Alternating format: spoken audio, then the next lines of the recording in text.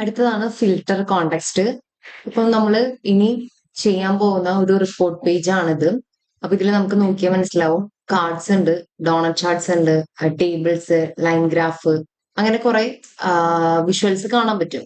അപ്പം ഇതൊക്കെ നമ്മൾ ചെയ്തിരിക്കുന്നത് മെഷേഴ്സ് യൂസ് ചെയ്തിട്ടാണ്. നമ്മൾ ഓൾറെഡി കാൽക്കുലേറ്റഡ് മെഷേഴ്സും കാൽക്കുലേറ്റഡ് കോളംസും പറഞ്ഞതാണ്. അപ്പം അതിലെ കാൽക്കുലേറ്റഡ് മെഷേഴ്സിൽ നമ്മൾ കുറച്ചധികം മെഷേഴ്സ് യൂസ് ചെയ്യും.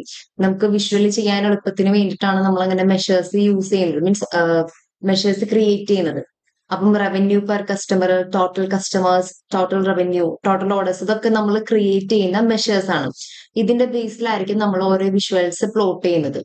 ഓക്കെ, അപ്പം ഇതാണ് ഒരു ഫിൽട്ടർ കോണ്ടെക്സ്റ്റ്. ഇപ്പൊ നമ്മള് ഈ ഒരു ലൈൻ ഗ്രാഫിലായാലും നമ്മളൊരു പെർട്ടിക്കുലർ പോയിന്റിൽ ക്ലിക്ക് ചെയ്യുമ്പോൾ അതിനെ ഡിപ്പെൻഡ് ചെയ്ത് വരുന്ന മറ്റ് വാല്യൂസ് ഒക്കെ ഇവിടെ മാറും. ഇപ്പം കാർഡ്സിലെ വാല്യൂ ആയാലും ഈ ടോട്ടലിൽ നിന്ന് ഇവിടെ നമ്മളൊരു പെർട്ടിക്കുലർ വാല്യൂ ക്ലിക്ക് ചെയ്യുമ്പോൾ ഇവിടെ ഡിപ്പെൻഡ് ചെയ്തെടുക്കുന്ന എല്ലാ വാല്യൂസും അവിടെ ചേഞ്ച് ആവുന്നുണ്ട്. ഓക്കെ, അപ്പൊ അത് ഒരു കൈൻഡ് ഓഫ് ഫിൽട്ടർ കോണ്ടെക്സ്റ്റ് ആണ്. അപ്പൊ നമ്മള് ഈ വിഷ്വൽ ക്രിയേറ്റ് ചെയ്യാൻ യൂസ് ചെയ്യുന്നതാണ് മെഷേഴ്സ് നമ്മൾ യൂസ് ചെയ്യുന്നുണ്ട് അതിന്റെ ഒപ്പം. ഓക്കെ, ഇനി ഇവിടെ ഈ ഒരു റിപ്പോർട്ട് പേജിൽ എന്തൊക്കെ വരുന്നുണ്ട് എന്നുള്ളതാണ് കാണിക്കുന്നത്. ഫിൽറ്റേഴ്സ് അപ്ലൈ ചെയ്യാൻ പറ്റും. പിന്നെന്താ, ഓക്കെ, ഫിൽട്ടർ കോണ്ടെക്സ്റ്റ് ഇവിടെ എക്സാമ്പിൾ കൊടുത്തിട്ടുണ്ട്. അപ്പൊ ഇതൊക്കെ ജസ്റ്റ് നോക്കാം.